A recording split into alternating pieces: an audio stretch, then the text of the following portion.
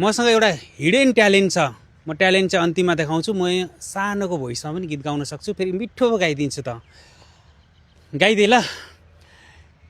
जुन हेर्नु तिमी माथि माथि सागरको, ओ जुन हेर्नु तिमी माथि माथि सागरको,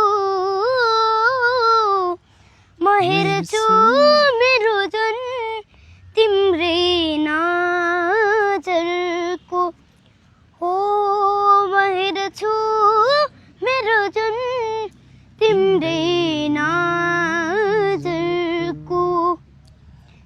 सेकेन्ड लाइन छ नि बाबु, मेरै नामसँग पो जोडिएको छ त।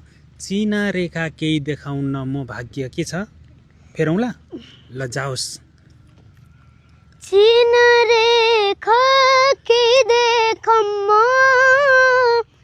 म भाग्य फेरौँला, तिमी बिहान साँझ मेरो तिम्रै बाटो हेरौँला, हो तिमी बिहान साँझ मेरो तिम्रै बाटो हेरौँला। मेरो स्वरलाई लाइक नगरे पनि यतिको स्वरलाई चाहिँ लाइक गर्नुपर्छ है। झापाको बिर्तामोडमा हुनुहुन्छ उहाँ। 9 वर्ष भर्खर सुरुवात सिक्ने उमेर हो, तर सिक्ने बेलामै यतिको हुनुहुन्छ भने राम्रो गुरु, राम्रो दर्शकको माया साथ सपोर्ट पाइसकेपछि उहाँ स्टेजमा गएर गाउन सक्ने क्षमता भएको हुनुहुन्छ।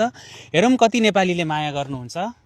बाबुको नाम अनि कतिमा पढ्नुहुन्छ, कुन स्कुल पढ्नुहुन्छ, गुरु को हुनुहुन्छ, 30 सेकेन्डमा भनिसक्नु त ल। मेरो नाम प्रज्ञा नुप्रति, म बुद्ध स्मृति एजुकेसन फाउन्डेसन, मेरो गुरुको नाम दीपक राईमाझी। अनि टाइम अप, सकियो। बाँकी कुरा बाबुको भिडियोहरू हेर्दै गर्नु होला है। ल बाई बाई।